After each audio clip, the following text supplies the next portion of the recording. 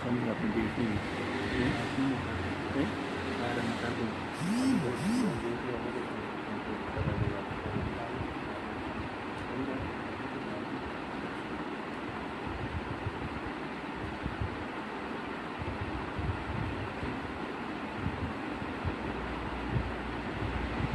Bismillahirrahmanirrahim.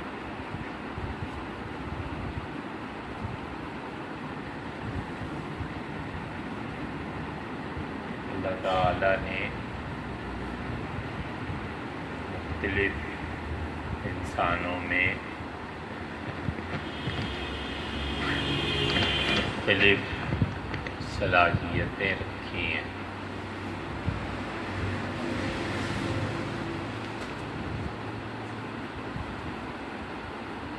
اور سیکھنے کی صلاحیت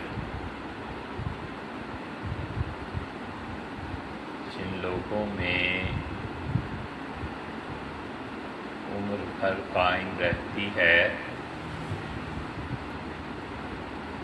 یہ بہت خوبی کی بات ہے.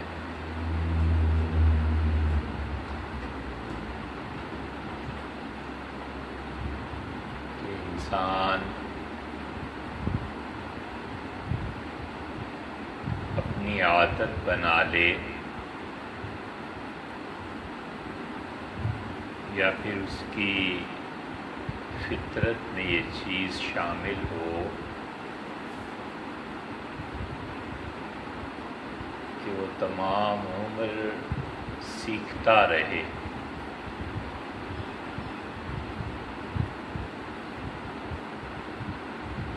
بچے کہانیوں سے سیکھتے ہیں اور نظم سے سیکھتے ہیں.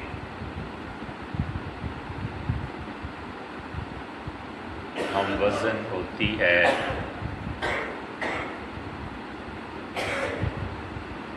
اور قافیے اور ردیف برابر ہوتی ہے تو بچوں کو نظم یاد کرنے میں آسانی رہتی ہے. بخوبی یاد کر لیتے ہیں. اس لیے دنیا بھر میں جو متون ہیں یہ نظم میں بھی ادا کیے گئے. ٹیکسٹ اور انسانی دماغ میں اس وقت بھی یہ صلاحیت تھی اور اب بھی ہے کہ اگر اسے انتشار سے محفوظ رکھا جائے اور آہستہ آہستہ یہ تربیت کی جائے کہ وہ مشکل چیزوں کو سیکھ لے تو ہمیشہ یہ بات باقی ہے.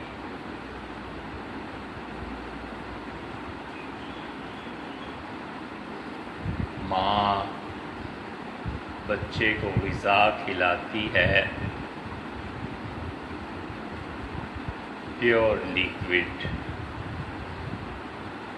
خالص مائلڈ دودھ کی صورت میں، پانی کی صورت میں، شربت کی صورت میں، اور پھر اسے ٹھوس کر دیتی ہے. پھر بچہ جب چبانے لگتا ہے تو اور ٹھوس ہو جاتی. ایسے ہی انسانی دماغ کا بھی یہی حال ہے کہ اگر اسے آہستہ آہستہ بہتر سے بہتر چیز کی طرف لے جایا جائے تو دماغی صلاحیتیں بھی بیدار ہوتی ہیں.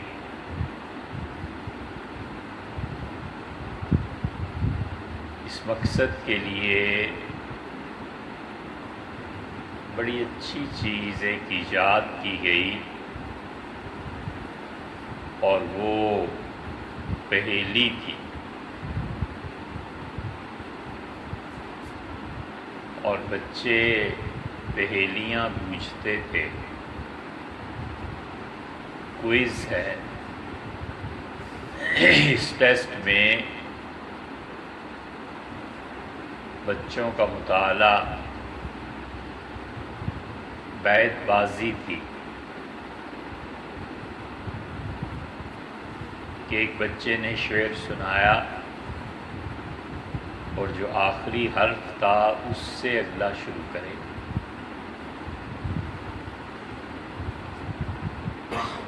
اسی طرح اب تو معلوم نہیں چھپتے ہیں اخبارات میں یا نہیں، لیکن ہفتے میں بچوں کا جو صفحہ ہوتا تھا اس میں کوئی آدمی، کوئی جانور راستہ بھول گیا جنگل میں اور آپ سے راستہ دکھائیے۔ یہ ساری چیزیں اس لیے کہ بچے کی جو ذہنی صلاحیت ہے اسے بیدار کیا جائے۔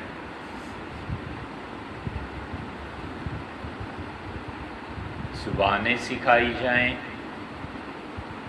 اور زبانیں سکھانے کے بعد خوابیدہ صلاحیتیں انہیں بیدار کیا جائے۔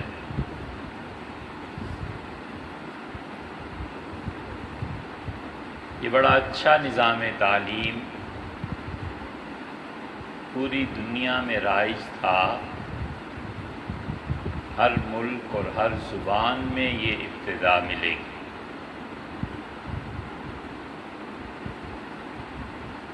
اور پھر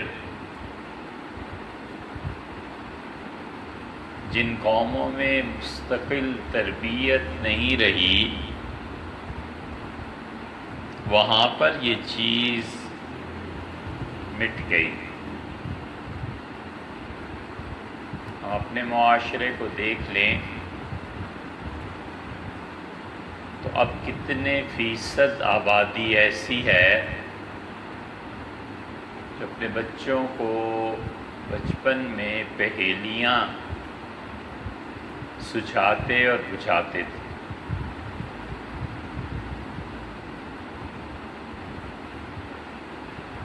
اب ہم دیکھیں کہ کتنے فیصد بچے ایسے ہیں جو شاعری اور ادب ان چیزوں سے جنہیں کوئی دلچسپی ہے پڑھیں یا پڑھائیں۔ روتے تھے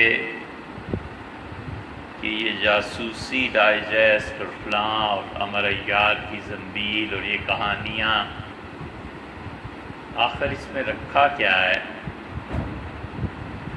اب اس سے بھی گئے۔ تو یہ ذوق ڈیویلپ ہوتا ہے اور اساتذہ کرتے ہیں،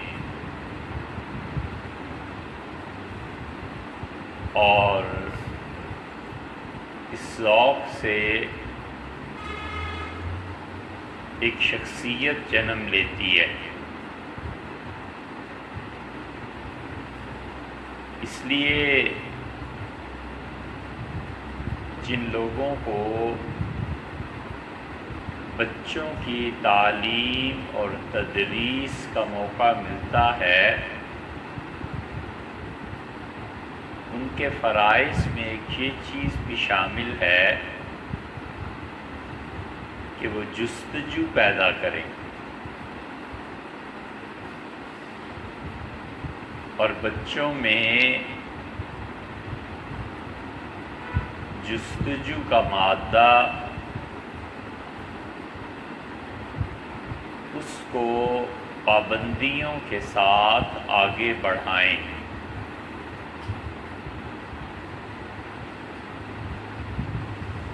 یہ علم کا بڑا حصہ جستجو پر بھی مشتمل ہے۔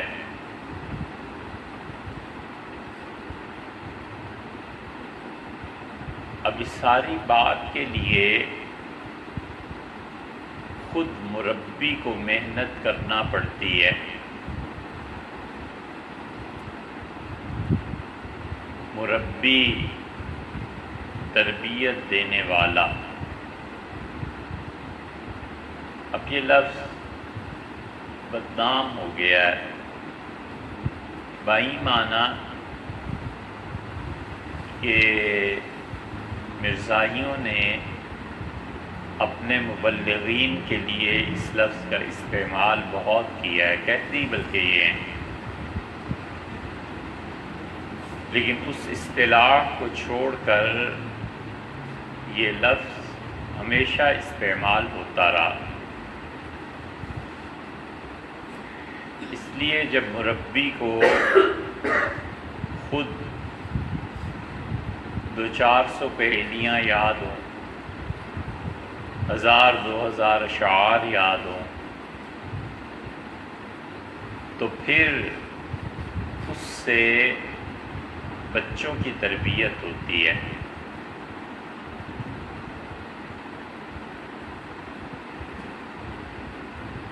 یہ جو ٹیلی ویژن ہے،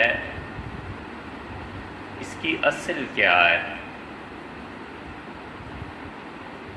اس کی اصل یہ بچوں کو کہانیاں سنانا ہی ہے۔ ہر قوم اور معاشرے میں لوگ شام کا حصہ یہ چاہتے تھے کہ کہیں گپ شپ لگائیں، اور ذہن جو صبح سے دوپہر تک کام کر کے تھک گیا ہے، وہ ریلیکسیشن چاہتا تھا، اور وہ ریلیکسڈ ہونے کے لیے کہانیاں سنتے تھے۔ داستان گو ہوتے تھے، اور داستان گو بیٹھ کر داستانیں سناتے تھے۔ اتنا مہارت اور مطالعے اور لفاظی کے ساتھ وہ بھرا ہوا ہوتا تھا سنانے والا، کہ منٹوں میں لوگوں کو ہنساتا بھی تھا، رلاتا بھی تھا۔ آخری داستان کو دلی میں تھا، بس پھر اس جیسی کہانی کسی نے نہیں سنائی۔ چاندنی چوک میں بیٹھ جاتا تھا، اور ٹھیک اس مقام پہ پہنچ کے رک جاتا تھا جب تجسس کے مارے ہر آدمی چاہتا تھا کہ پھر آگے کیا ہوا۔ سب رنگ ڈائجسٹ کے قصے، جب آدمی آخری جملوں پہ پہنچتا ہے تو کہتا ہے ناس ہو تیرا، یہاں کہاں ختم کر دیا۔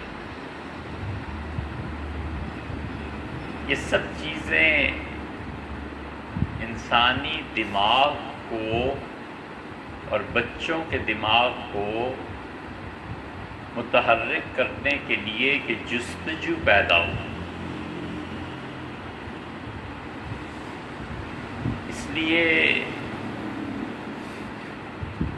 تربیت بہت مشکل کام ہے، بہت مشکل، اور اللہ کے بہت بڑے اسماء میں سے رب ہے، پالنے والا، تربیت دینے والا۔ آپ کبھی قرآن کریم کی دعاؤں پہ غور کریں تو ربنا بار بار آیا ہے، اللہم کم آیا ہے، ربنا بار بار آیا ہے۔ اللہم یا مالک الملک. یہ مالک الملک جو ہے اللہ کی ذات، شہنشاہ، اللہ تعالی کی صفات پر غور کرنا چاہیے اور اللہ کی معرفت کا یہ بہت بڑا ذریعہ ہے.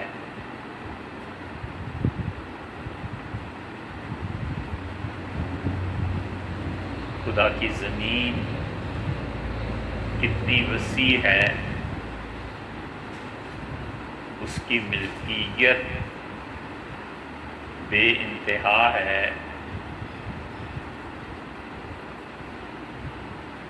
بحر و دشت سب اس کے ہیں،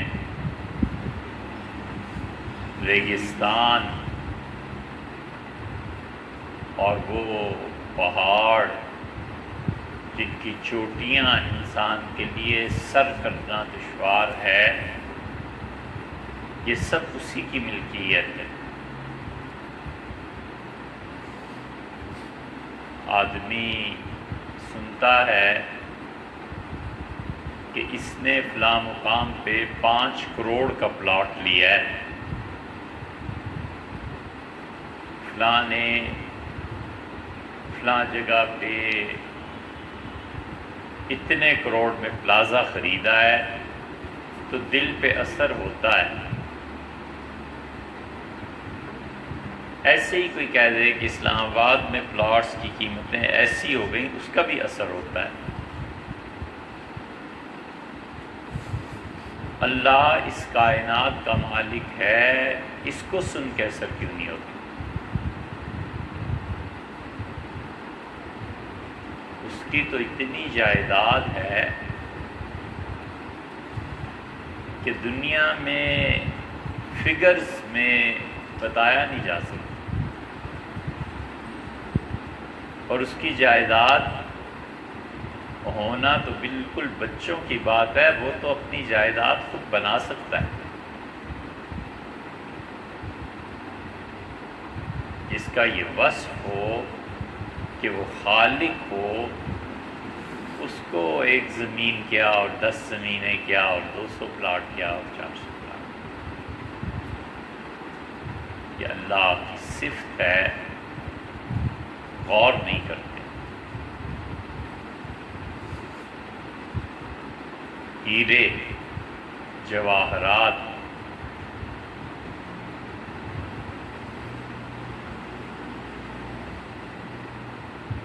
یاقوت، بادشاہوں کی میراث،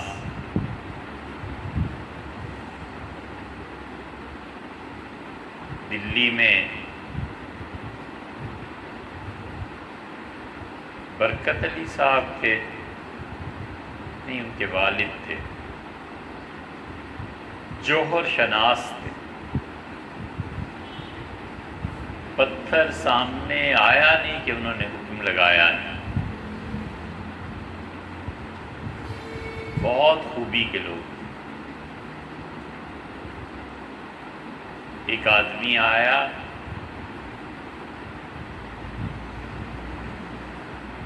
اور اس نے بڑے بڑے جوہریوں کو دلی میں نگینے دکھائے. ہر کوئی متاثر. گدڑی پہن کے آیا اور گپے ہانکتا تھا. یہ دیکھیے، اس کے پہلو دیکھیے، اس کی چمک دیکھیے.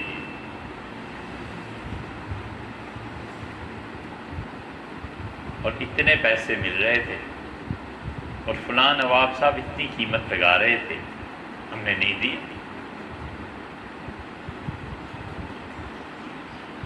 آ جائے گا نام ان کا یاد. تو کسی نے مشورہ دیا کہ اگر قیمت چاہیے اور اس کے عوض میں دوسرا پتھر اور ہیرا چاہیے تو فلاں کے پاس چلے جاؤ. کئی لوگوں کو ٹھگ چکا تھا، 2-4 اصل یاقوت بھی اس کے پاس تھے، وہ دکھاتا تھا، لوگ پھنس جاتے تھے۔ ان سے ملنے گیا، وہ جوہری تھی، سارا قصہ اپنا کھولا، کچھ تو ویسے ہی پہچان گئے دیکھ کے، اور جب جواہرات اس نے سامنے رکھے تو انہوں نے صرف ایک جملہ کہا، انہوں نے کہا پانی منگاؤں؟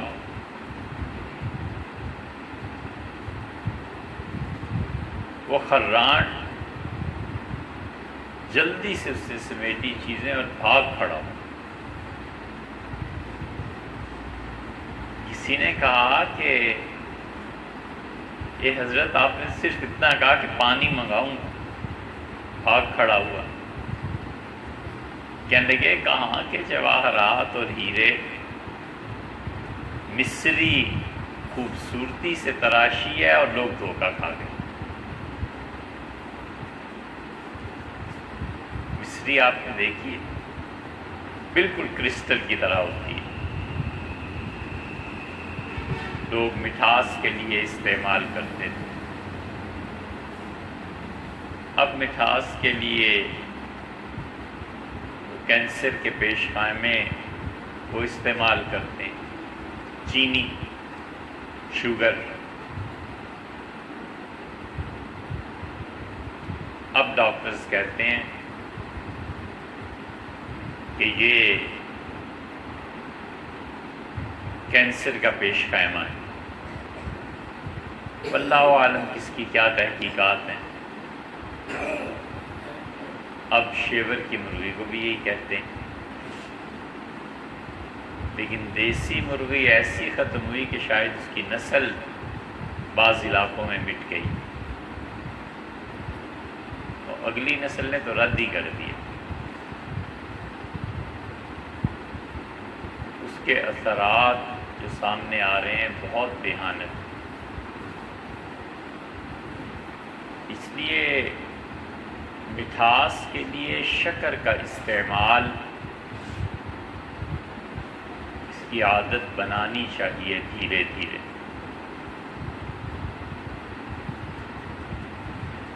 اٹھارہ سو 66 میں پہلی شوگر مل لگی بر صغیر میں، لوگ دیکھ کے تعجب کا اظہار کرتے تھے کہ یہ کیا ہے، مگر گنا لے کر قیمت ادا کر دیتے تھے۔ اب سرمایہ دار جو نہیں بھی چاہتا تو ٹرالیاں کھڑی رہتی ہیں، گنا خشک ہوتا رہتا ہے، وزن کم ہوتا رہتا ہے، اور یہ خون کسان کا سرمایہ دار کے ہاں جا کے روپے اور ڈالر کی صورت میں بن جاتا ہے۔ خیر یہ ایک الگ قصہ ہے۔ تو جستجو کا پیدا کرنا یہ بچوں کے ذہن میں ان کی تربیت کے لیے ضروری ہے۔ تو داستان گو جو قصے بیان کرتے تھے وہ در حقیقت ذہنی تربیت تھی۔ یہ ٹیلی ویژن اسی کی ایک ابتدائی شکل تھی۔ ڈراماز اور ڈرامہ میں اس کو لکھنا، بیان کرنا، کردار، ان کے لباس، یہ سب چیزیں یونان پہ ختم ہوئی۔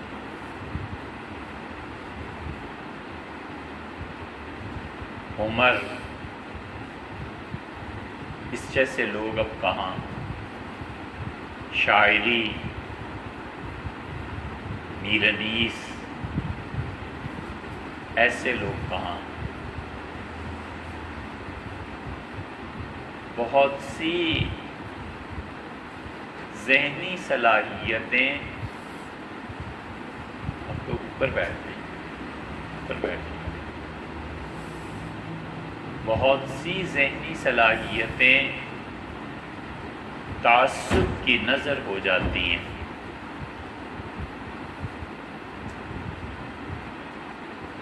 اگر عقیدے میں پختہ کر دیا جائے اور مربی کی اپنی شخصیت اپنے سحر میں گرفتار کر لے تو پھر یہ بچے کہیں نہیں جاتے.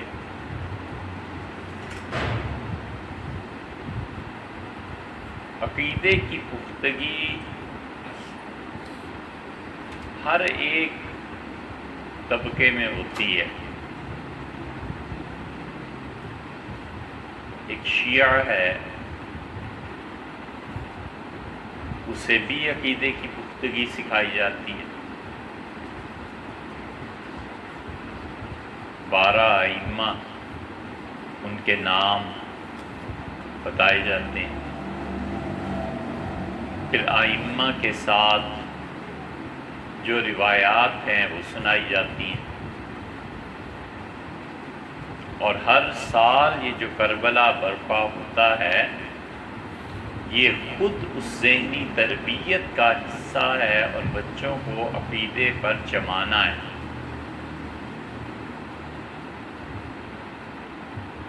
اسی طرح اہل سنت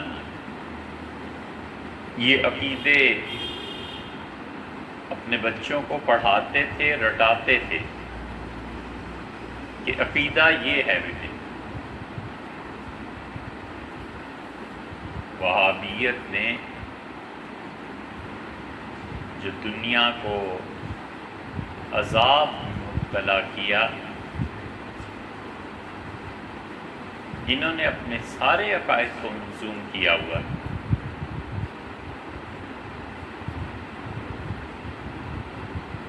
اب تک پڑھاتے ہیں کائنن عن ذاتہ باہنن عن خلقہ.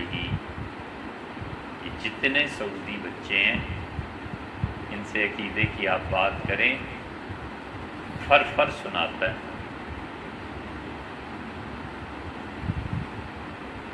اور اللہ تعالیٰ کے متعلق وہ نظریات کہ ایسی چیزیں چھپنے لگی ہیں جدہ سے اور حرمین شریفین سے کہ خدا اپنی پناہ میں رکھے.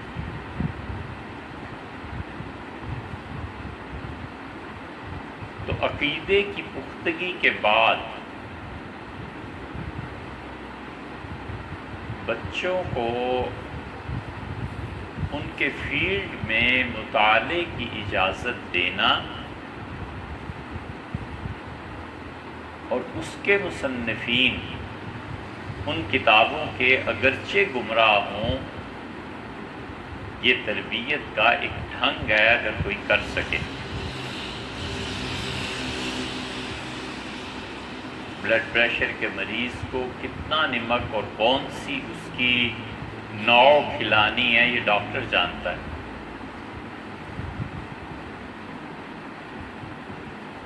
بالکل ایسے ہی اردو ادب ہے، اس کی اصناف ہیں، شاعری ہے. یہ چیزیں ایسی ہیں کہ میر انیس کو جن لوگوں نے پڑھا ہے وہ جانتے ہیں کہ مرثیہ کیا چیز ہے. امیر انیس کو آپ پڑھیے، قصے ہیں، مبالغہ ہے، منظر کشی ہے. اور میر انیس اتنے بڑے آدمی تھے اس روایت کے کہ گھر میں اپنے انہوں نے بڑا گھر تھا، کوٹھی تھی، سوئمنگ پول بنا رکھا تھا. بس شام ہوئی اور پانی کی سراہی رکھی، قلم کاغذ لے کے بیٹھ گئے، کتابیں لے کے بیٹھ گئے، کوئی نہیں چھیڑ سکتا. صبح تک نماز پڑھی، سو گئے. پھر اٹھے، پھر جن کی تربیت انہوں نے کرنی ہوتی تھی ان کو بلایا، ان کی شاعری دیکھی، مصرع دیا تھا، اس پہ کتنی گریں لگائی ہیں، کیا کیا ہے، سارا کچھ کر کے اور ورزش کی، سوئمنگ کی، باہر آئے، دوپہر کا کھانا کھا کے نماز پڑھ کے پھر سو گئے. پھر شام.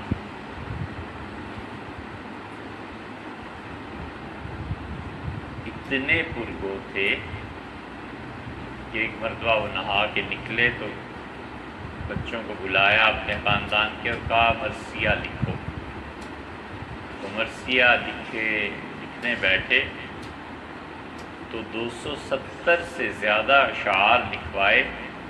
تو بچوں نے پوچھا یہ مرثیہ کب کہا؟ تو کہنے کہ بھی تیر رہا تھا تو یہ سب چیزیں آ گئی. یہ دماغ ہے.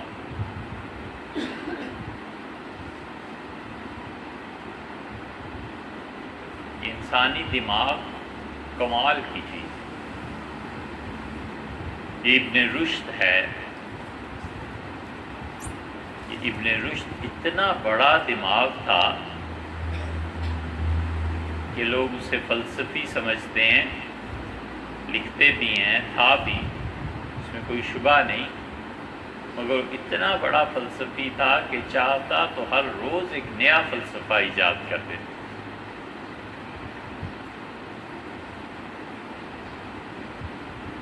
لوگ علامہ اقبال کو نہیں سمجھ پاتے. شاہ ولی اللہ رحمۃ اللہ علیہ اتنا بڑا دماغ تھا کہ علامہ اقبال اور ان کی شاعری مثال کے طور پہ اگر فرد کو بناتی ہے تو شاہ ولی اللہ امتوں کو بنا سکتے. اتنا بڑا دماغ.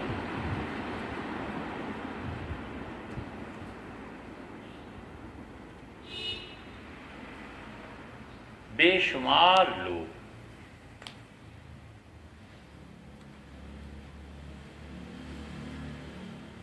کوئی حد و حساب نہیں ہے. وہ ہیرے جنہیں ملکہ اپنے تاج میں سجاتی،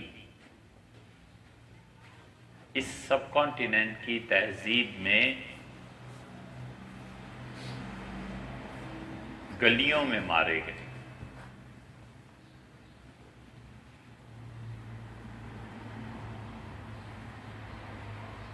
کیونکہ دور زوال کا تھا. مگر نہ جب مسلمانوں پہ عروج کا دور تھا تو اس وقت ان ہیروں کی قدر.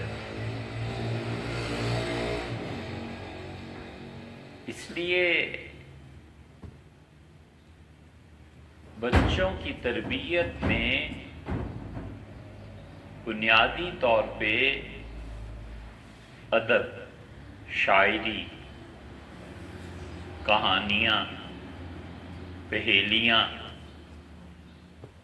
ان سب چیزوں کا بڑا اثر ہے اور یہ کرنی چاہیے.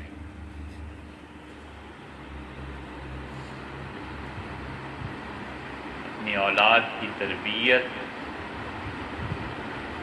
اور اپنی اگلی نسل کی تربیت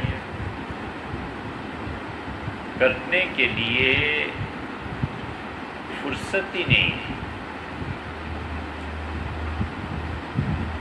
اور اگر وہ کرنی ہو تو پھر دوستیوں کو چھوڑنا پڑتا ہے.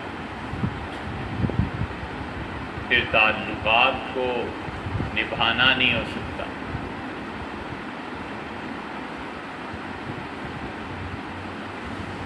بڑا فرق پڑ جاتا ہے۔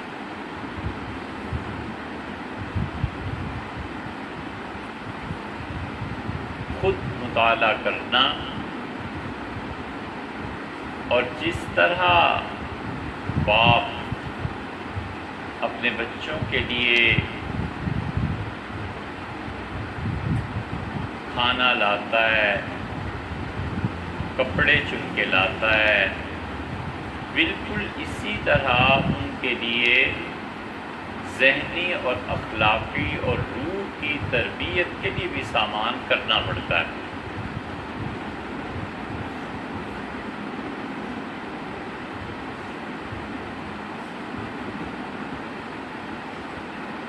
ہمارا معاشرہ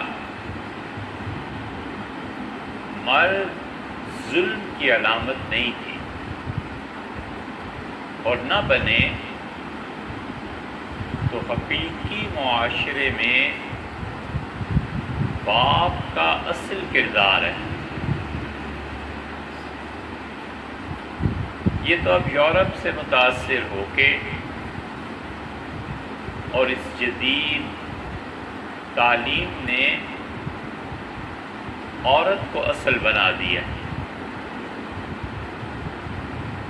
ماں کا کردار اس سے قطعاً انکار نہیں ہے، لیکن در حقیقت معاشرے میں مرد کا کردار ہوتا تھا اور باپ ہی کا کردار ہوتا تھا۔ عزت اسی کے ساتھ وابستہ ہوتی تھی، خاندان اس کے ساتھ وابستہ ہوتا تھا اور باپ ہی کی نسبت سے بچے پہچانے جاتے تھے۔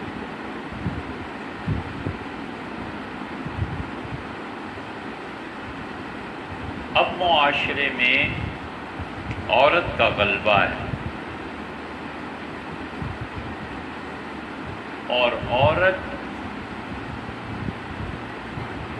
چھا گئی ہے لوگوں کے اعصاب پہ بھی اور تہذیب پہ بھی۔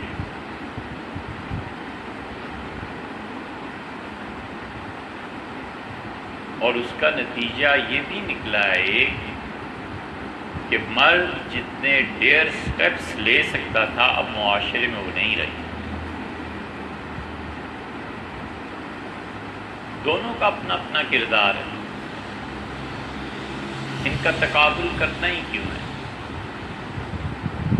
لیکن مردوں کی غالب سوسائٹی جو تھی اس نے دنیا میں جتنے کام کیے ہیں اب عورتوں کی بھی غالب سوسائٹی ہے، دونوں کو دے دی۔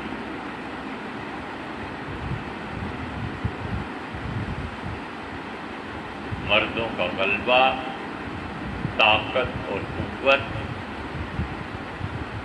اگر حد میں نہ رہے تو اس کا نتیجہ ظلم ہے، جبر ہے۔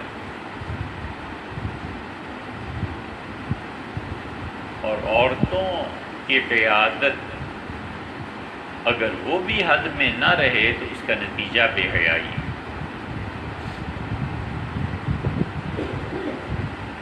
مرد ہی فیصلے کرتے تھے، عورتوں کا اپنا کام اور سب سے بڑی ڈیوٹی ان کی یہ تھی کہ اپنی اولاد کی اچھی تربیت کریں۔ فرصت ہی نہیں ملتی تھی بچوں کو تربیت، تعلیم، ان چیزوں سے۔ کہاں وہ روز شاپنگ کے لیے جائیں اور اتنا پیسہ کہاں سے آئے؟ پیسہ محدود تھا، حلال کا مال تھا اور حلال کے مال سے ضروریات زندگی پوری کی جا سکتی ہیں۔ بس یہ تعیشات جو ہیں نا، یہ پیسہ اپنی کمائی سے نہیں بنتا، یہ تو پھر اوپر کی کمائی ہے، کہیں اور کی کمائی۔ کتنے فیصد طبقہ ہوگا جو صحیح محنت کر کے حلال کے اور جائز پیسے کمائیں اور پھر اس کے باوجود تعیشات میں پڑے، نہیں ہو سکتا۔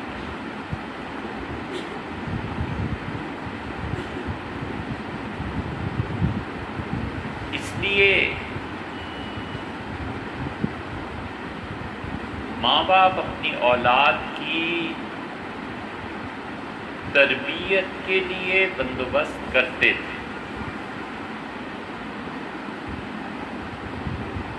شاعری، نظمیں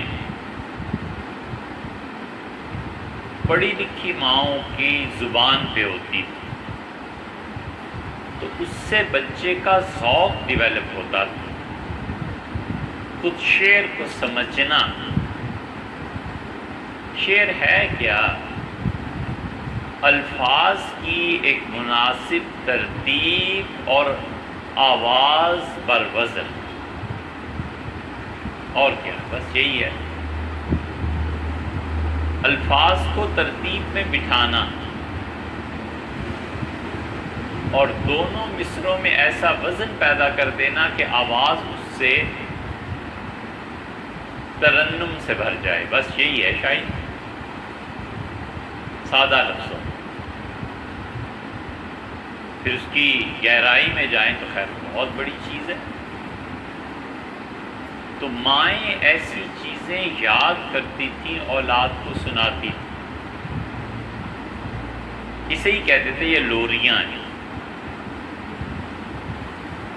وہ جو لوری ماں بچے کو سناتی تھی، اس کا اثر اگلی نسل پہ جم جاتا۔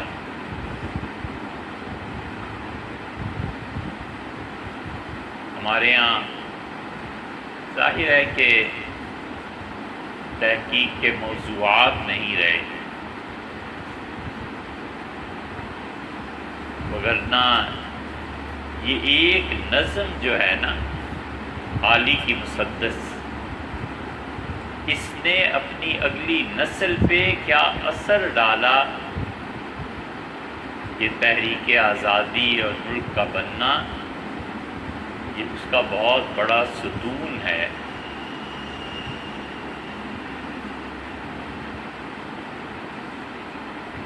اماں بولی محمد علی کی جان بیٹا خلافت پہ دے دو، اس ایک نظم نے بنگال اور کلکتہ سے لے کر افغانستان کی سرحدوں تک آگ لگا دی، بجلی کون گئی اس ایک نظم سے۔ اماں بھی جو تھیں وہ بیت تھیں جہاں ان کی قبر ہے، دلی میں، حضرت مرزا مظہر جانے جانا رحمۃ اللہ علیہ کی خانقاہ سے ان لوگوں کا تعلق تھا، رامپوری تھے۔ رامپور نے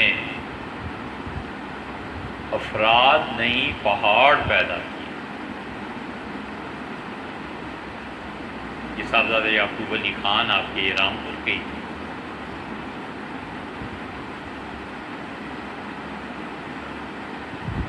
انہوں نے جو چیزیں لکھی ہیں،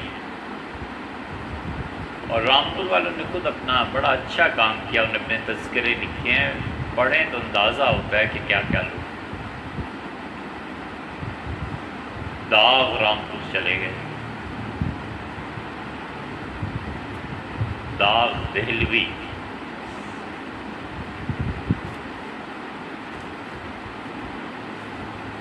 ہے تو ذرا سی لطیفے کی بات، لیکن ہے کیسی خوبصورت اور زبردست بات کہ کسی نے داغ، مرزا داغ دہلوی قلعے کی زبان ختم کی اور علامہ اقبال نے ان سے رجوع کیا، تو انہوں نے علامہ کی کچھ چیزیں دیکھی اور اس پہ لکھ بھیجا کہ زیادہ اصلاح کی ضرورت نہیں۔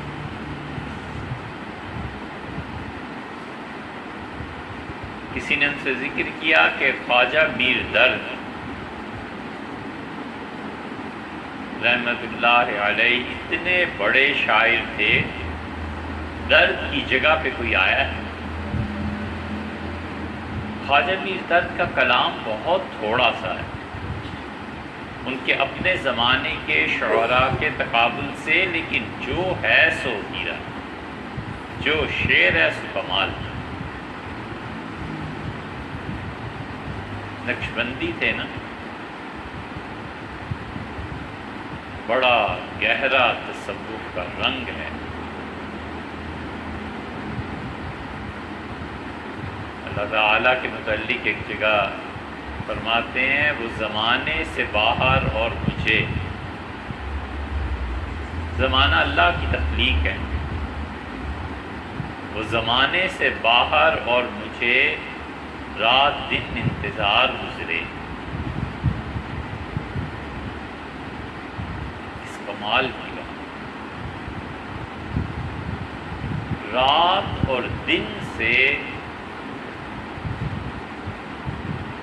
اس ہستی کا انتظار کیسے کیا جا سکتا ہے جو زمانے ہی سے باہر ہے؟ کسی نے داغ سے پوچھا کہ درد دہلوی کے مقام پہ اب تک کوئی آیا ہے؟ تو انہوں نے ایک مصرع کہا، انہوں نے اس سے فرمایا کہ جس جگہ داغ ہے یہاں پہلے درد تھا،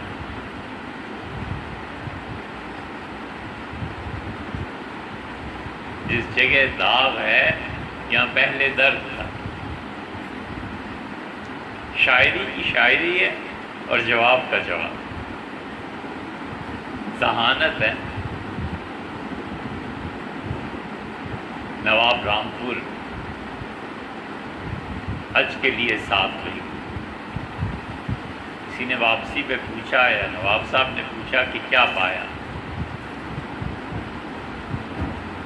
فرمانے لگے حضرت لاکھ دینوں کا ایک دینا ہے، لاکھ دینوں کا ایک دینا ہے، دل بے مدعا دیا تو۔ کمال کی بات کہی کہ اللہ نے ایسا دل دے دیا ہے جو کسی سے مانگتا ہی نہیں، تو لاکھوں کی خیرات کوئی کرے، اس لاکھوں کروڑوں سے بہتر وہ دل ہے جو کسی سے مانگتا ہی۔ لاکھ دینوں کا ایک دینا ہے، دل بے مدعا دیا تو، دل میں کوئی خواہش ہی نہیں۔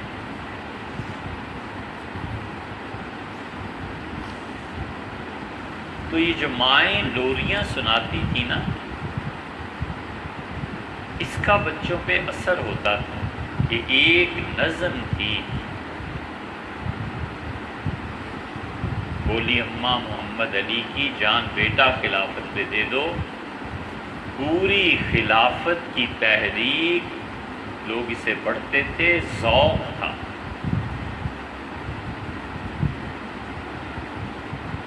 اس لیے کہ وہ تہذیب صدیوں سے جمی ہوئی تھی۔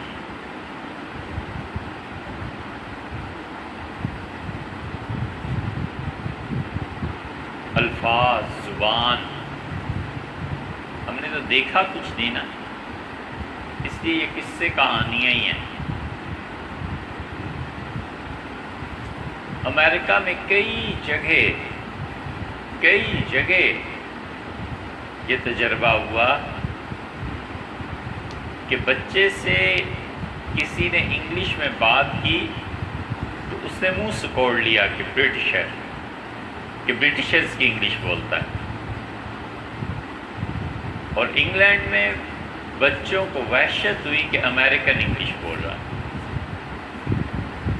یہ زبان کا معیار ہے۔ کئی جگہ پہ یہ تجربہ ہوا اور کئی باتیں یاد آئیں، جن میں سے ایک یہ کہ دلی والے کہتے تھے دکان بند کر دی، دکان بند کر کے آ جائیے گا، دکان بند کرنے کا وقت آ گیا۔ لکھنؤ والوں نے سنا تو ان کا توبہ، کوئی دکان بھی بلا بند کرتا ہے، رزق کا ذریعہ ہے۔ یہ کہیے کہ دکان بڑھا دی، دکان بڑھا کے آئیے گا، کہاں بند کر دینا اور کہاں بڑھانا۔ عربوں میں بھی یہی تھا، جس کو سانپ کاٹ لیتا تھا اسے کہتے تھے سلیم، سلامتی والا،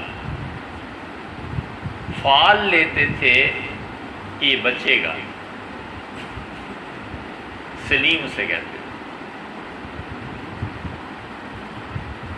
یہ زبان کی نزاکتیں، یہ چیزیں اس تربیت کا حصہ تھیں، اور اسی طرح تربیت ہوتی تھی، سوچنے میں گہرائی پیدا ہوتی۔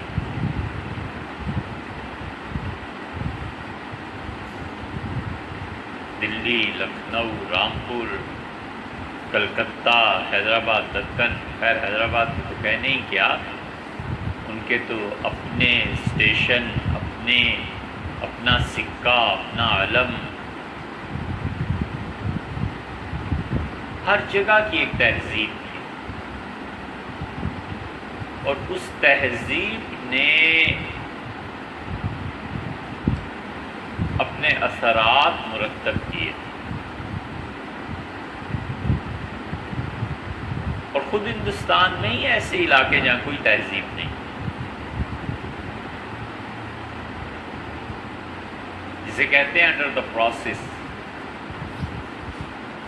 اور ہمارے جتنے علاقے ہیں یہاں کوئی بھی تہذیب نہیں۔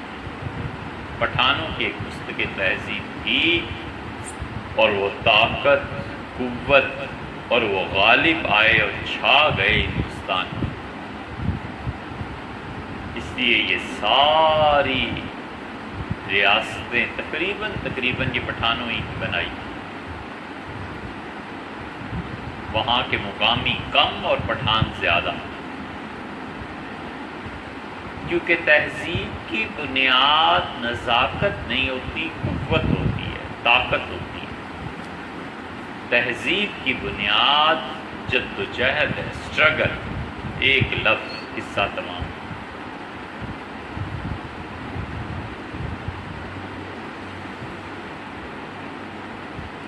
اور لکھنؤ کی تہذیب میں اس حد تک نزاکت کہ گھر کے پچھواڑے بھی دروازہ رکھتے تھے، میت ادھر سے نکلتی، برا جانتے تھے کہ زندے جس دروازے کو استعمال کرتے ہیں میت بھی اسی سے نکلے۔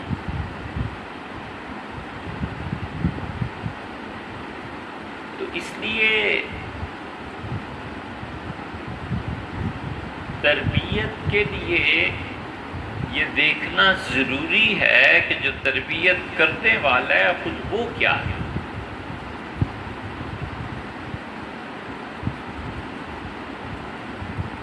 ماتم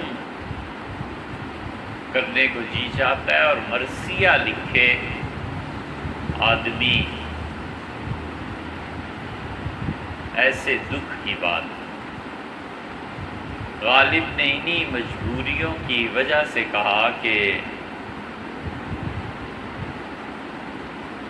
حیراں ہوں دل کو رون کے، پیٹوں جگر کو میں، مقدور ہو تو ساتھ رکھوں ایک نوحہ گر کو میں۔ ایک نوحہ گر ہونا چاہیے جو نوحے سنائے،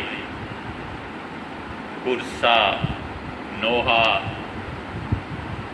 مرثیہ، شام غریباں، یہ سب ظاہر ہے کہ الفاظ تہذیب میں اہل تشیع کے ساتھ منسلک ہیں۔ نوحہ گری کی نوبت ہے کہ رمضان کے پروگرام ہمارے میڈیا دے رہا ہے اور دین سکھائیں گے اداکار اور کرکٹرز۔ بھلا بتاؤ، کوئی حد ہے گرنے کی؟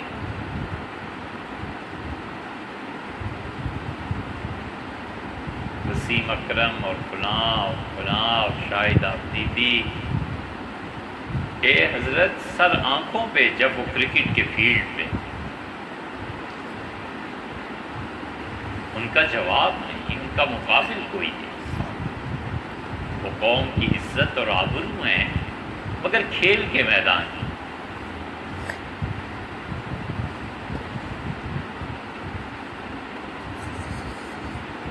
تلوار سخت اور سیدھی ہو تو کاٹتی ہے، اور تلوار میں خم آ جائے تو خم حسن ہے ابرو کا، تلوار کا حسن ہو رہی ہے۔ اے بے وقوف، تلوار کے لیے اس لوہے کو استعمال کرنا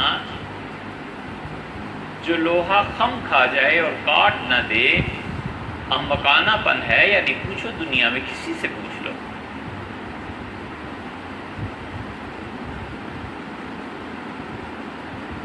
دل کا نرم ہونا وہ تقاضا کرتا ہے مقام عبدیت کا، کہ جب بندگی کا مقام ہو تو دل نرم ہونا چاہیے، اور سرجن کا دل آپریشن کرتے ہوئے نرم ہو جائے تو ہو گئی سرجری اور بچ چکا مریض۔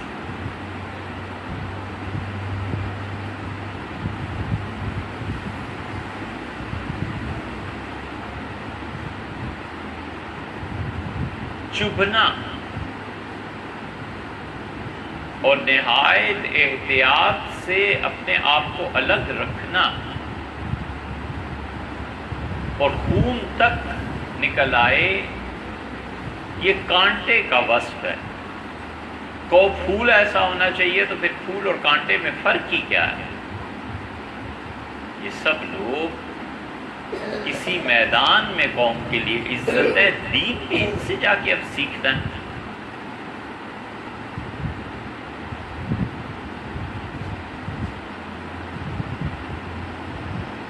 انتخاب پہ داد دینی پڑتی ہے جنہوں نے یہ کیا ہے، سیاہی ملی ہے چہرے پہ کہ اب یہ اداکار اور کرکٹرز اور یہ لوگ آ کے دین سکھائیں، اب اکیڈمیز قائم کریں، کرکٹرز کو لے جائیں، اب انہیں کھلائیں، اب بچوں کو ٹریننگ دے، جو اصل میدان ہے اس میں چلے جاؤ تو وہاں اور ان گلے دیگر بے شگفت، وہاں نئے پھول کھلے ہوئے ہیں، وہاں کام نہیں ہے، اور دین سکھانا ہے، اور رمضان کریم اور رمضان یہ اور رمضان وہ، یہ سب پستی اور زوال کی علامتیں بھی ہیں، اور اس بات کا مرثیہ بھی کہ لیڈرشپ یہ ہے۔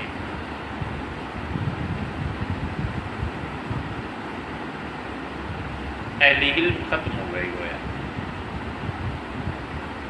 کچھ بھی ہو، کیسا ہی زوال کیوں نہ ہو، اب بھی لوگ باقی ہیں۔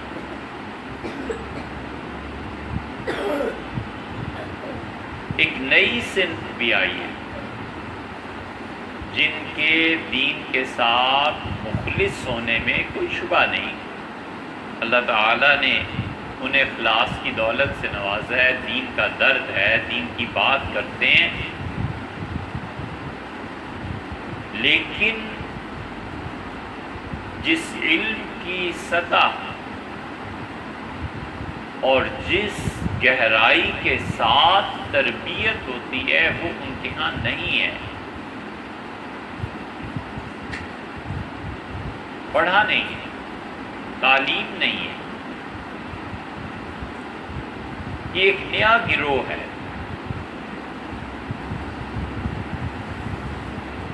اخلاص بابا بالکل ٹھیک ہے، لیکن یہاں کہاں کام آئے گا؟ یہ ساتھ علم بھی چاہیے۔ سیدنا ابو بکر رضی اللہ عنہ جیسا کون سا دوسرا آدمی تھا حضرت رسالت مآب صلی اللہ علیہ وسلم کے سامنے، لیکن آذان کے لیے بلند آواز چاہیے، فرمایا بلال کو کہو آذان دے، اس کی آواز بلند ہے۔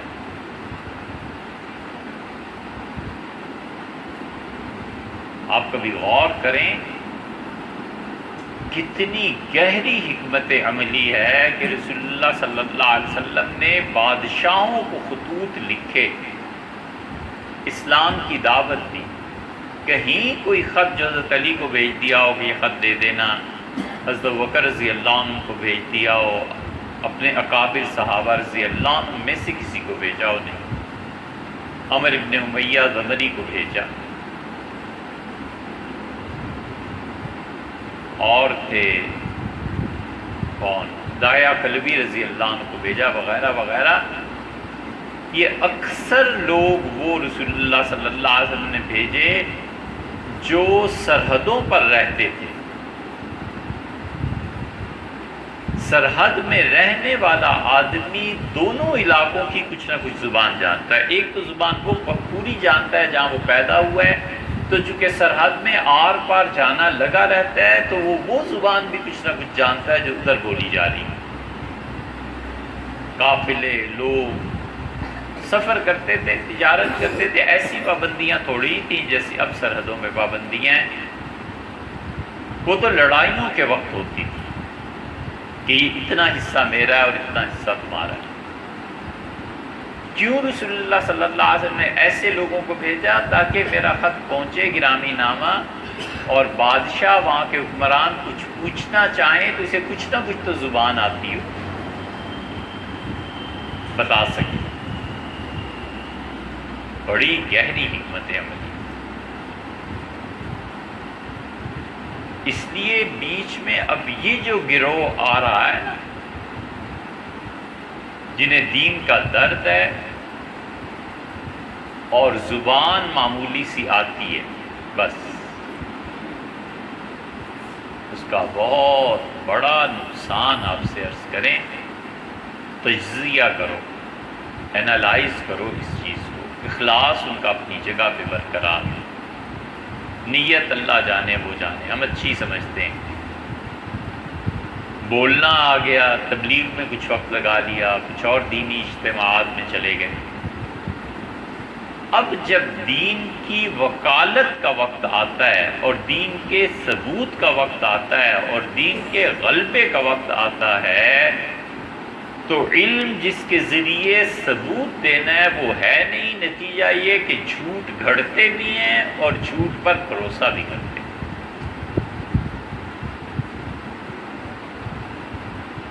یہ ہے اصل قصہ.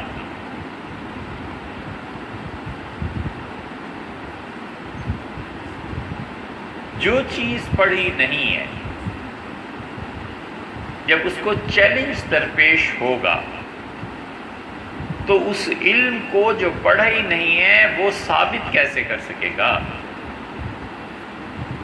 مثلاً ایک آدمی نے ڈرپ لگانا سیکھ لی، ایک آدمی نے 10 12 15 مانا 100 دوائیوں کے نام یاد کر لیے، گاؤں میں چلا گیا، دکان کھول لی، 20 50 مریضوں کو شفا مل گئی. گرمیاں آئیں تو ڈرپس کا سیزن پورا لگ گیا، پورا گھر بھر گیا ڈرپ سے. جس دن سامنے کوئی ڈاکٹر آیا نا، پتہ اس دن چلے گا کہ حضرت آپ اپنے کلینک کو کیسے بچاتے ہیں اور کیا کرتے ہیں.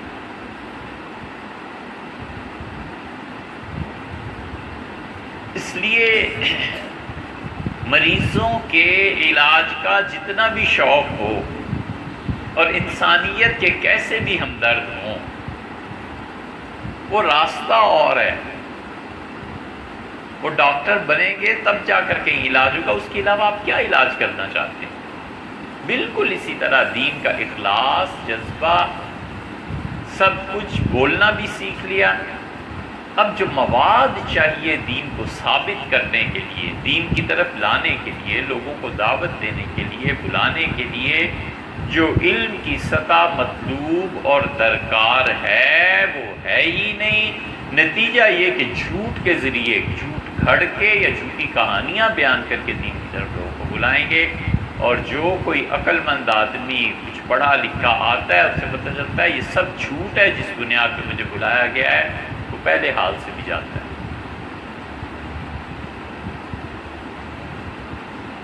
یہ مستقل ایک جماعت ہے جو امت میں پہلے بھی پیدا ہوتی رہی ہے اور بیڑا غرق ہوتا رہا ہے اور اب بھی ہے۔ عمر بن عبدالعزیز رحمۃ اللہ علیہ کے جملہ فتح الباری میں مل جائے گا، حافظ ابن حجر رحمۃ اللہ نے نقل کیا ہے۔ انہوں نے کہا یہ جو پیشہ ور مولوی اور واعظ کرنے والے لوگ ہیں، انہوں نے اپنا وتیرہ اب بنا لیا ہے کہ صلاۃ و سلام پڑھتے ہیں ان حکمرانوں کے لیے جو سامنے ہیں۔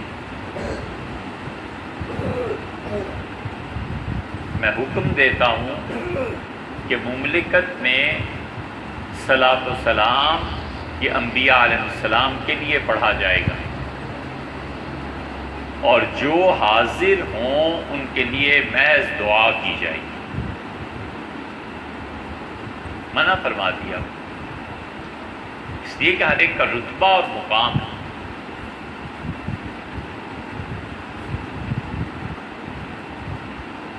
جھوٹ سے دین کو کیوں ثابت کرنا ہے؟ اگر آپ کا دین جھوٹ کا محتاج ہے اور یہ دین جھوٹ پہ قائم ہے تو باز آئے بابا ایسے دین سے۔ مولانا تھانوی رحمۃ اللہ علیہ کسی نے پوچھا تھا کہ حضرت اسلام کی حقانیت کی دلیل کیا ہے، اس کے سچ ہونے کی؟ تو حضرت نے بڑی سادہ بات کہی۔ حضرت نے فرمایا کہ انور شاہ رحمہ اللہ، بس سید انور شاہ صاحب رحمۃ اللہ علیہ کا علم اور سچائی سونے کی طرح کھری تھی۔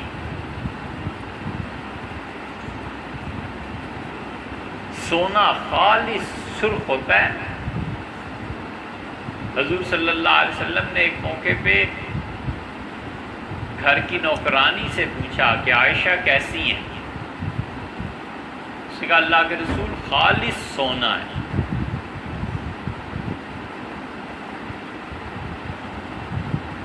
ان کی سچائی مسلم تھی۔ مطلب یہ تھا حضرت رحمۃ اللہ علیہ کے کہنے کا کہ اس شخص نے جتنا اسلام کو پڑھا ہے اور جتنا یہ اسلام کو جانتا ہے، اگر یہ دین برحق نہ ہوتا، اسلام برحق نہ ہوتا، یہ چھوڑ دے۔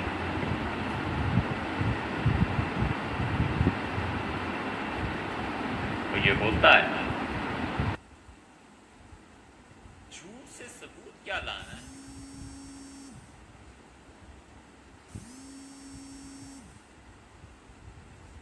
نصاب کی کتاب میں حضور اقدس صلی اللہ علیہ وسلم کے متعلق ایک گڑیا رہتی تھی اور آپ اس کے گھر میں جھاڑو دینے جاتے تھے اور بیمار ہو گئی اور یہ ہوا، سب جھوٹا قصہ۔ ہم نے بچوں کو پڑھایا تو ہم نے کہا یہ سب جھوٹ ہے یار، کوئی ایسی گڑیا نہیں رہتی تھی جہاں حضور صلی اللہ علیہ وسلم معاذ اللہ جھاڑو دینے جاتے ہیں، کیا سب جھوٹ ہے؟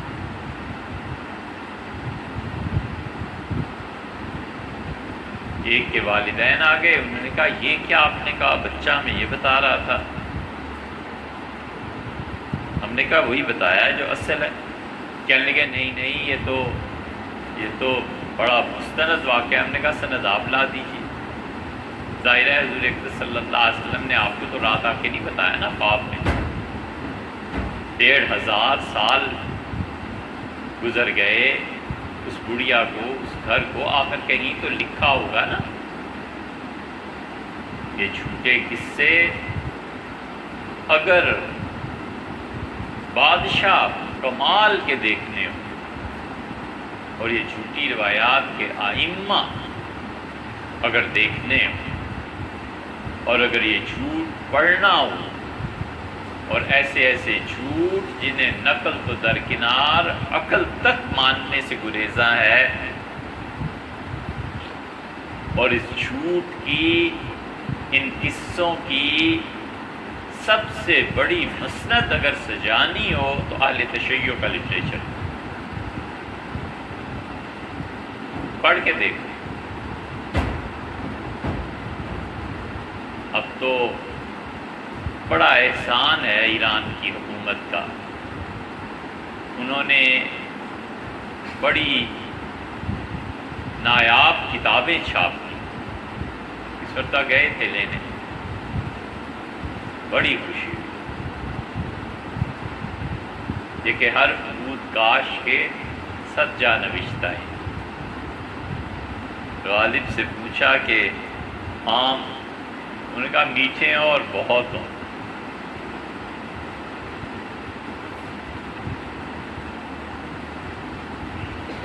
ایران کتابوں کے اس میلے میں آدمی جائے تو 50 لاکھ کروڑ ہو تو جی بھر کے خریداری کرے، اور ایسی لائبریری بنے آئندہ 200 سال نہ بن سکے.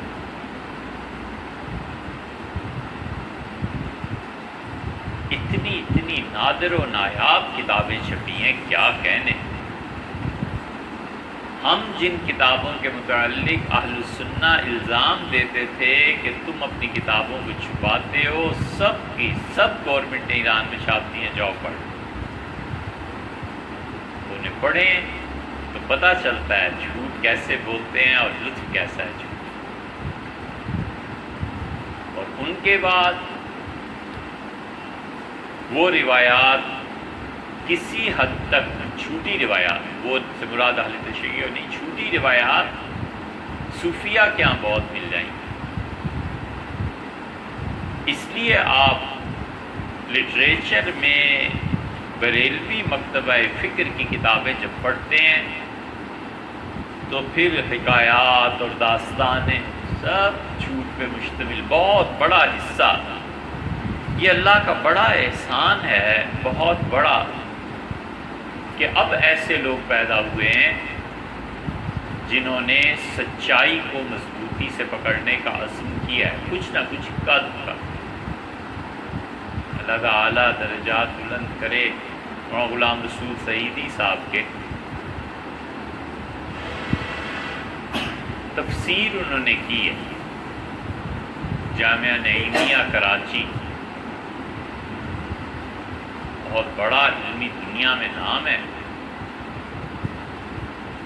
مفتی منیب الرحمان صاحب، ان کے حلقے کے لوگ، انہوں نے تفسیر لکھی ہے قرآن پاک کی، اور کئی جگہ انہوں نے لکھا کہ یہ سب جھوٹ، یہ نہ کرو، یہ جھوٹ ہے، یہ غلط ہے، یہ غلط ہے، یہ بدعت ہے. بڑا معرکۃ الآراء مسئلہ رہا ہے. مسئلہ چھیڑنا نہیں جا سکتا، چھیڑنا بھی نہیں چاہیے، لیکن اب بات آ گئی زبان پہ، کیا کریں.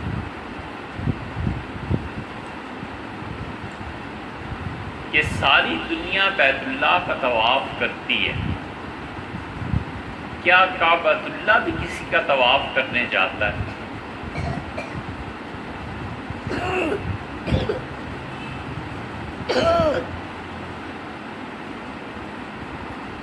کعبۃ اللہ ایک عمارت ہے جو نظر آتی ہے، اور ایک اس کی حقیقت ہے.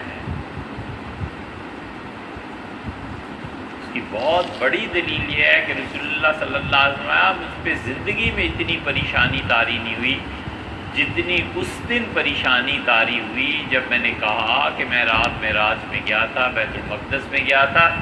تو انہوں نے کہا کہ بیت المقدس میں اگر گئے تھے نا تو بتاؤ دروازے کتنے تھے اور کھڑکیاں کتنی. مسجد اقصیٰ اس وقت ظاہر ہے یہ مسجد تو نہیں تھی، لیکن جو بھی عمارت تھی، اور ایسی پریشانی طاری ہوئی کہ زندگی میں کبھی نہ ہوئی. تو میں نے سوچا کہ کیا جواب دوں، اور میں نے دیکھا کہ جبریل امین نے بیت المقدس کو اٹھایا اور یہ جو گھر ہے عقیل کا اس کے اوپر لا کے رکھ دیا. تو میں نے گنے دروازے اور کھڑکیاں، اور انہیں بتایا.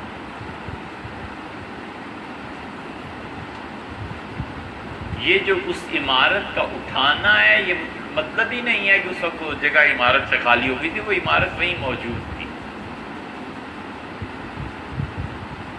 اشیاء کے حقائق ہوتے ہیں. اور اہل نظر کسی عمارت کو دیکھتے ہیں، کسی تحریر کو دیکھتے ہیں، تو تحریر زندہ بھی ہوتی ہے اور مردہ بھی ہوتی ہے، عمارت زندہ بھی ہوتی ہے اور مردہ بھی ہوتی ہے۔ ہم نے ایسے لوگوں کو دیکھا ہے کہ جنہوں نے کہا کہ مسجد یا مدرسہ دیکھ کے کہ مولانا خیریت سے ہیں، تو عرض کیا کہ کس وجہ سے ان کی خیریت دریافت کی، تو انہوں نے کہا یہ عمارت تو مر گئی ہے، اس کی جان نکل گئی ہے۔ تو معلوم ہوا کہ واقعی ان کو کچھ دنوں کے بعد انتقال ہو گیا۔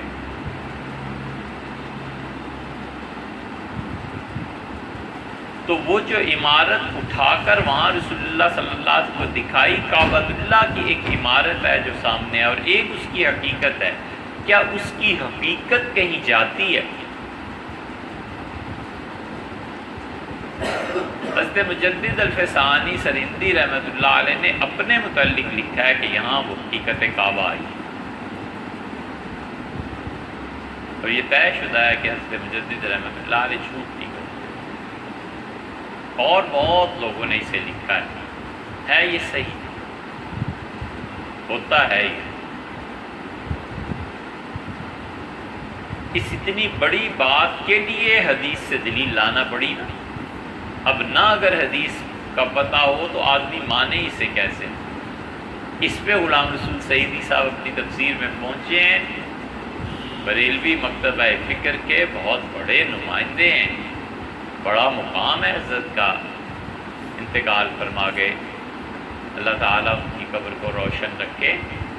یہاں پہنچ کے انہوں نے ایک طرح سے بس انکار کر دیا ہے، کہتے ہیں حضور صلی اللہ علیہ وسلم کے لیے تو کبھی آیا نہیں کعبۃ اللہ، اولیاء اللہ کے لیے کیسے مانیں؟ یہ اتنی بڑی بات جو انہوں نے لکھی ہے، حالانکہ یہ بات صوفیہ کے یہاں ثابت ہے، تو یہ کہتے ہیں اللہ کا شکر ہے ایسے لوگ آہستہ آہستہ آ رہے ہیں۔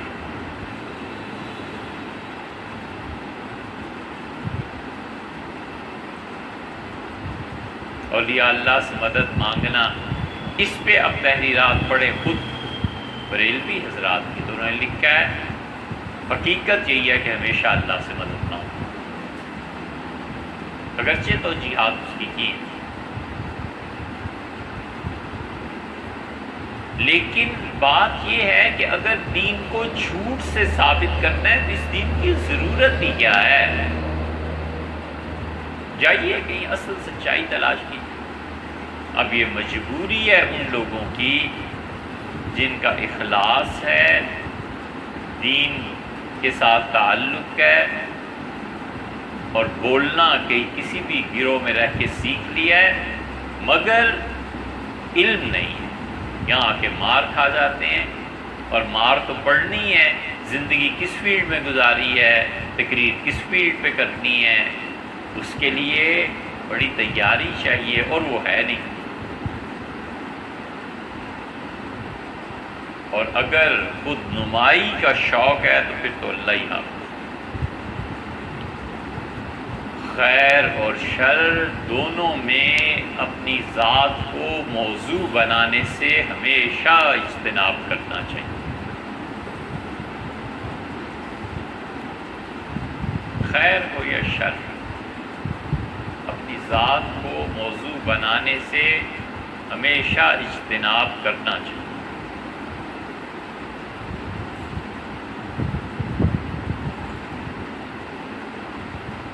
آخری چیز،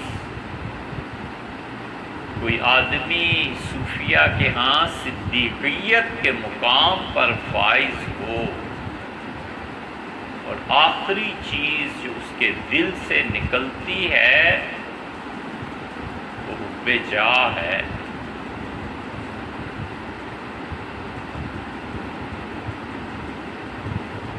اپنی بڑائی،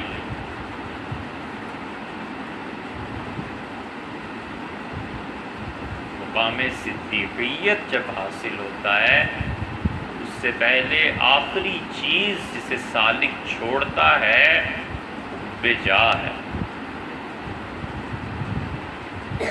کسی نے حضرت شاہ عبد القادر صاحب رائے پوری رحمۃ اللہ علیہ سے ان کے شیخ شاہ عبد الرحیم صاحب رائے پوری رحمۃ اللہ علیہ کے متعلق دریافت کیا کہ حضرت کیسے تھے؟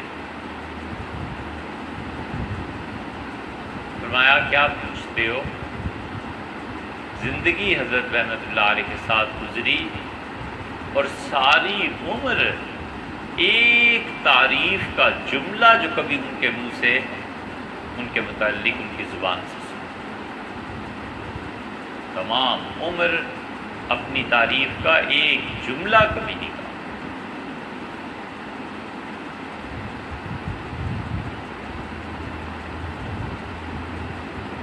اس لیے جو خود نمائی کا شوق ہے نا، یہ بھی تباہ کرتا ہے۔ اس پہ جو پھل پڑا ہے آپ اسے دیکھیے۔ پھل یہ پڑا ہے کہ انسانیت کی خدمت کریں،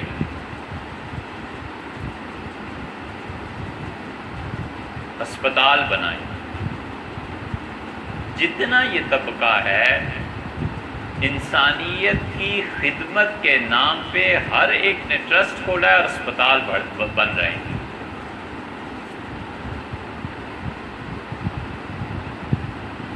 فلاں ٹرسٹ اور فلاں اسپتال، فلاں ٹرسٹ اور فلاں اسپتال۔ اس پہ پھل یہ پڑا ہے کہ ہم لوگوں کو کھانا کھلائیں، لنگر خانے۔ جو اصل میں انسانیت کی خدمت اور پھل پڑنا چاہیے تھا وہ یہ تھا کہ ہم اس ان پڑھ قوم کو پڑھائیں۔ جب تعلیم آ جائے گی تو یہ اپنی صحت کی بھی فکر کریں گے، جب لکھ پڑھ لیں گے تو کھانے کمانے کی بھی فکر کر لیں گے۔ وہ پھل کیوں نہیں پڑا؟ اس لیے کہ جس نے یہ پودا لگایا ہے وہ خود عالم نہیں ہے، اس کو خود جہالت نے گھیرا، اس علم کی اہمیت کا پڑھانے کا احساس نہیں۔ ورنہ ان میں سے کوئی ایک آدمی تعلیم کے شعبے کو لے لے، پورے ملک میں 15-20 سال میں تبدیلی آ جائے۔ کروڑوں اور اربوں کے پروجیکٹ ہیں اور اسپتال بن رہے ہیں، تعلیم کیوں نہ دی؟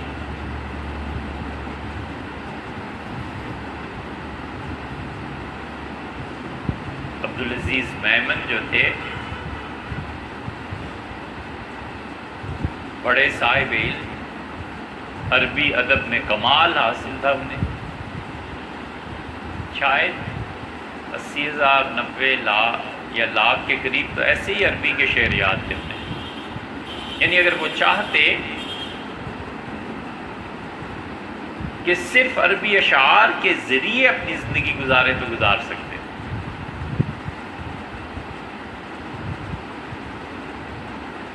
ان کے کمالات کے بڑے معترف تھے مصری۔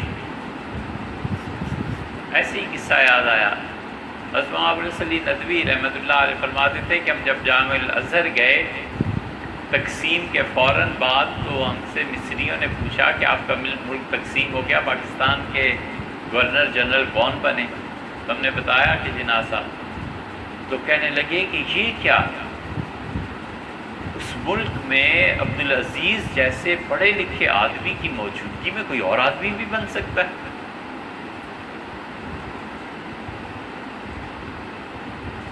اگرچہ کسی حد تک لطیفے کی بات صحیح، لیکن جو پڑھے لکھے لوگ ہوتے ہیں وہ ایسے کرتے ہیں۔ اس کی آسان مثال اسرائیل جب بنا ہے تو سب یہودیوں نے آئنسٹائن سے کہا کہ آپ پریزیڈنٹ ہیں، اس لیے کہ وہ جانتے تھے آئنسٹائن کیا چیز ہے۔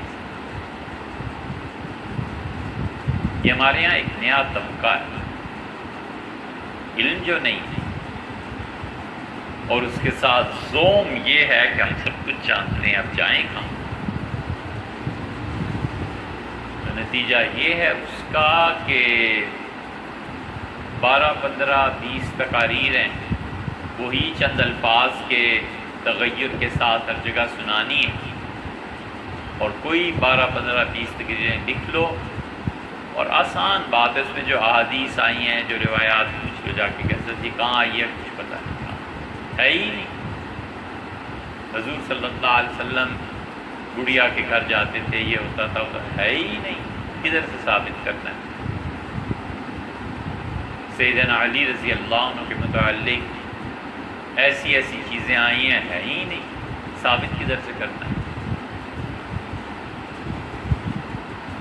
اس لیے جس چیز کا نام تربیت ہے نا، بڑی مشکل چیز ہے۔ سچائی، علم کی گہرائی، حکمت اور دانش اور اللہ کی صفت ربوبیت سے تعلق، تب جا کر کہیں ڈھنگ آتا ہے۔ بچے کچھ چیزیں سیکھتے ہیں اور اس کے بعد ایک مقام ایسا آتا ہے جب بچے کی ترقی تعلیم سے زیادہ تفکیر کے ذریعے ہوتی ہے، علم سے زیادہ فکر اس کا کام کرتا ہے۔ a+b² بچے کو سکھا دی، اب کتنی چیزیں آگے چل کے الجبرا اور جیومیٹری اور کس کس علم میں آتی ہیں، اور بچہ خود غور کرتا ہے کہ اچھا یہ ایسے ایکویشن بیلنس ہوگی، ایسی چیز چلے گی، اچھا ادھر سے یہ کرنا ہے، اس کی فکر کام کرتی ہے۔ اسی طرح اللہ نے کہا اتقوا اللہ ویعلمکم، اللہ سے ڈرو۔ تقویٰ نام ہے اس سے ڈرنے کا جس سے ڈرنا چاہیے۔ تقویٰ نام ہے اس سے حیا کرنے کا، اس کے جلال اور روب کے طاری رہنے کا جس کا جلال اور روب طاری رہنا چاہیے۔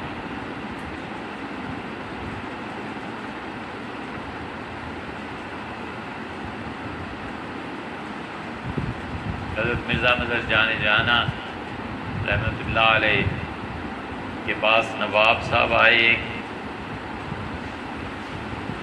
اور بڑی رقم پیش کی، حضرت نے فرمایا ضرورت نہیں چاہیے،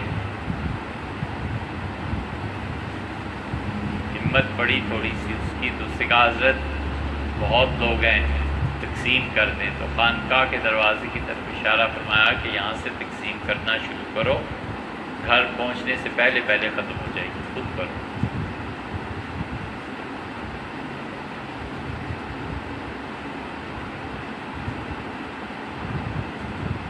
جب کوئی شخص اس مقام پہ پہنچ جاتا ہے تو خدا رزق دیتا ہے، اور اسی طرح جب کوئی شخص تقویٰ کے مقام تک پہنچ جاتا ہے تو خدا خود علم بھی دیتا ہے، بس پھر اس علم کی کوئی انتہا نہیں ہوتی۔ پھر یہ مطالعہ کتابیں، خوش تو ہوتا ہی آدمی، عادت پڑی ہوئی ہوتی ہے، زندگی گزری ہوئی ہوتی ہے، لیکن وہ علم پھر اس سے بہت بلند ہو جاتا ہے۔ پھر لوگ اس علم کو پڑھتے نہیں، لکھتے ہیں، آئندہ نسلوں کے لیے علم ہو۔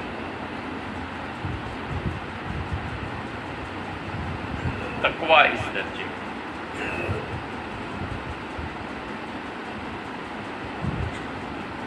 مولانا ایوب دہلوی میں یہ بات تھی، اس آخری دور میں مولانا ایوب دہلوی رحمۃ اللہ علیہ جیسا آدمی ہے کوئی؟ ہم نے ان کے شاگردوں سے سنا، وہ کہتے ہیں معلوم نہیں کس حد تک یہ صحیح ہیں چیزیں، لکھ کے شاگرد کہتے ہیں کہ مفتی محمد شفیع صاحب رحمۃ اللہ علیہ نے ان کا جنازہ پڑھایا، اور تیسری تکبیر کہنے کے بعد آدھے گھنٹے تک تقریباً ان کے لیے دعائیں مانگتے ہیں۔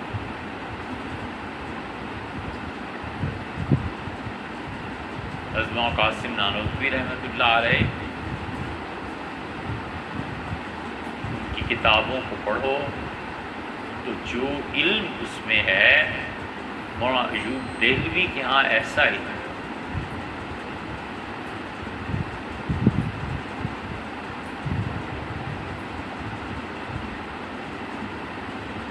کراچی لٹھا، آپ کو اگر یاد ہو تو پٹھانوں کی عورتیں گھر گھر کپڑا بیچنے آتی تھیں، پنجابیوں میں مرد جو تھے لٹھے اور مختلف کپڑوں کے تھان کندھے پہ ڈال کے گلیوں میں آوازیں دیتے تھے، کھیس، چادریں، یہ ہماری تہذیب کا حصہ ہندوستان میں اب تک بھی ہے۔ اور ایوب دہلوی رحمۃ اللہ علیہ لٹھا کندھے پہ ڈال کے کراچی بیچتے رہتے، وہ ایسا آدمی تھا کہ افلاطون اور ارسطو جیسے بڑے لوگ اس کے وہ ایک دوسرے کی ٹکر کے لوگ۔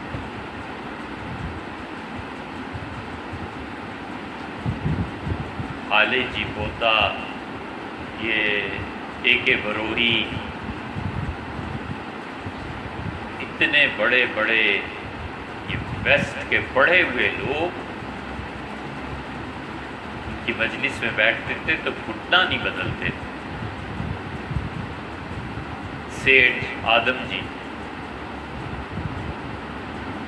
ان کے ایک آدمی نے مولانا ایوب دہلوی کٹیا میں رہتے تھے، ایک مرتبہ انہوں نے بیان کیا تو اس نے ایک چابی پیش کی، فرمانے لگے چابی تو میری جیب میں ہے، آپ کے ہاتھ کہاں سے آ گئی؟ گھر کے تالے کی، کمرے کی کنجی میرے پاس ہے، آپ کے پاس کہاں سے آ گئی؟ ان کا نہیں، حضرت آدم جی والوں نے فلاں جگہ پہ ایسے ایک کوٹھی خریدی ہے آپ کے لیے۔ چابی اس کے حوالے کی اور فرمایا کہ وہ کوئی پان لے آتے، مسواک لے آتے، وہ اصل تحفہ تھا جو ہمارے کام کا تھا، اس کو کیا کرنا ہے؟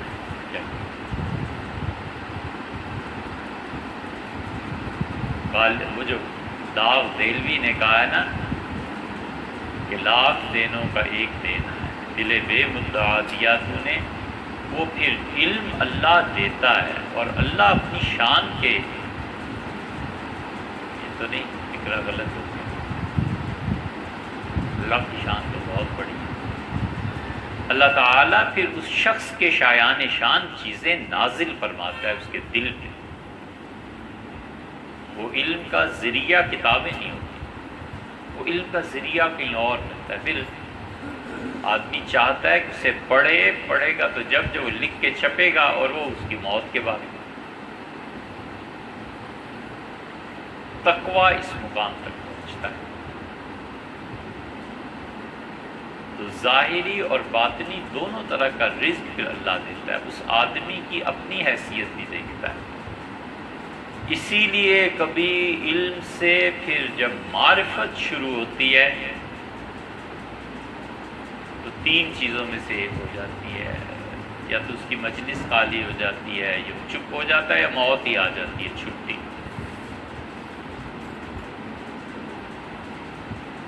یہ اسی لیے ہوتا ہے کہ علوم، کتنی اچھی بات علامہ اقبال نے ایک جرمن فلسفی سے کہی،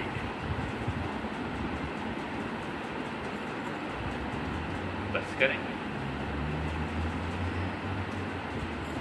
کچھ کام بس۔ اس نے کہا علامہ کا لیکچر اس سے سنا، علامہ اقبال نے لیکچر دیا تھا سپیس پہ، اور انہوں نے دوسرا لیکچر دینا تھا ٹائم پہ۔ تو لندن، جرمنی، ہر طرف شور مچا ہوا تھا کہ علامہ آئیں گے اور لیکچر دیں گے۔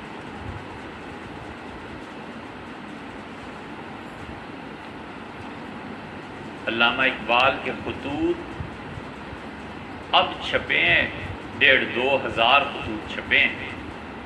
ہم نے اندازہ کیا کہ اس کا مطلب ہے علامہ ساری زندگی اگر پیدائش کے دن سے بھی لکھنا شروع کرتے تو ہر ہفتے 2-3 خط لکھتے، تب جا کے اتنا ہوتے۔ ان خطوط کو پڑھے بغیر آدمی جان ہی نہیں سکتا کہ شخص پڑھا لکھا کتنا۔ اتنا گہرا مطالعہ ہے، اتنا گہرا مطالعہ کہ ایک جگہ ابن عربی رحمۃ اللہ علیہ کے ایک نظریے کو چیلنج کیا ہے کہ یہ نظریہ یوں نہیں یوں ہے۔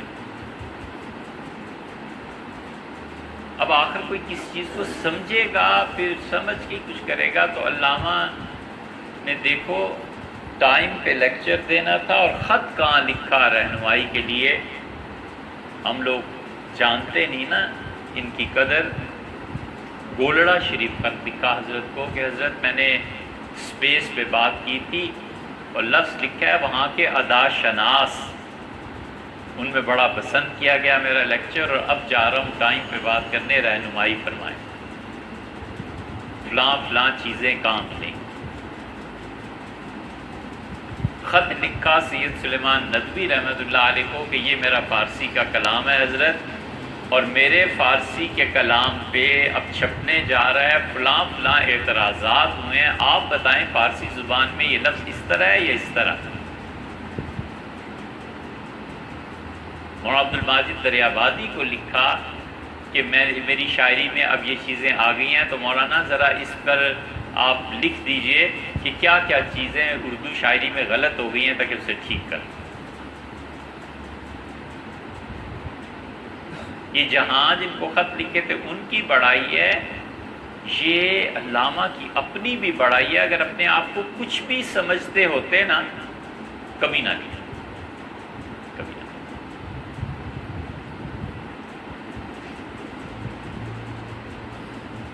شیخ سعدی کا مصرع یاد نہیں پورا، لیکن انہوں نے کہا کہ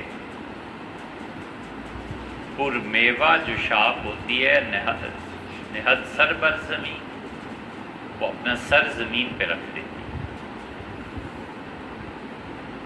تو علم اور علم کے بعد جب حقائق اور معارف کی راہ کھلتی ہے تو پھر اس سمندر سے کوئی چیزیں، یہ صحیح بخاری میں آیا ہے، حضور صلی اللہ علیہ وسلم نے فرمایا ابو ہریرہ رضی اللہ عنہ کہ ابو ہریرہ اللہ نے علم کے 2 برتن مجھے دیے ہیں۔ حضرت ابو ہریرہ رضی اللہ عنہ اس روایت کو بیان کیا، انہوں نے کہا لوگوں ایک برتن تو وہ ہے جو میں تمہارے سامنے حدیثیں بیان کرتا ہوں، اور ایک برتن وہ ہے کہ اگر میں بیان کرنا شروع کروں تو تم میری گردن اڑا دو۔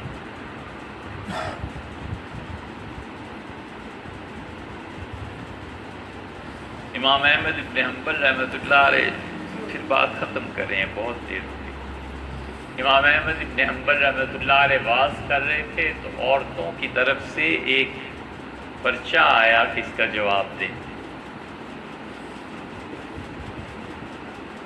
تو امام نے سوال پڑھا اور فرمایا کسی بچی نے پوچھا ہے کہ میں چرخہ کاٹتی ہوں اور رات کو بادشاہ کی گورنر کی سواری گزرتی ہے بڑی دیر تک، تو جو روشنی ہوتی ہے اتنی دیر تک رہتی ہے، اس روشنی میں بھی چرخہ کاٹ لوں تو جو چرخہ کتا ہوا ہے اس کی کمائی حلال ہے یا حرام ہے، کیونکہ یہ گورنمنٹ سے فائدہ اٹھانا ہے۔ تو امام نے اس بات کو پڑھا اور فرمایا لگتا ہے بشر حافی کی بہن ہے۔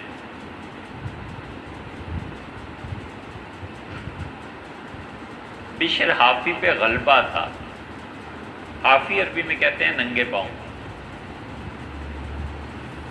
بشر رحمۃ اللہ علیہ جوتا نہیں پہنتے تھے، کسی نے کہا حضرت ان پہ غلبہ تھا، بس ایک حالت کا غلبہ ہو گیا، آپ کون اس سے نکالے؟ فرماتے تھے ساری زمین اللہ کی ہے اور بادشاہوں کی زمین پہ جوتے رکھنا بڑی بے عقلی لگتی ہے، دل نہیں مانتا۔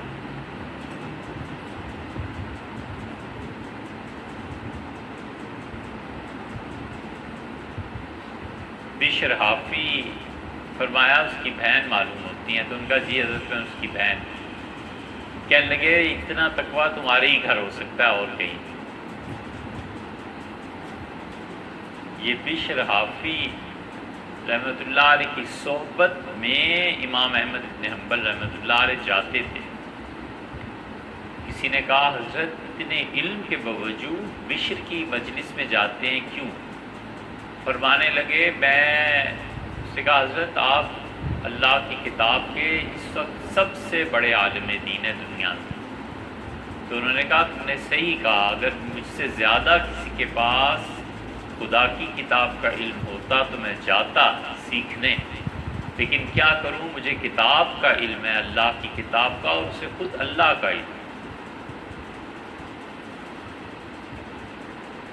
فرمانے لگے اس لیے اس کی مجلس میں جاتا ہوں، اسے اللہ کا علم ہے، مجھے کتاب کا علم. اس لیے علم جب تقویٰ کا درجہ ہوتا ہے نا، تو پھر علم کا سرچشمہ اللہ کی ذات کے ساتھ صفت علم سے جڑ جاتا ہے، پھر اس کے کوئی انتہا نہیں.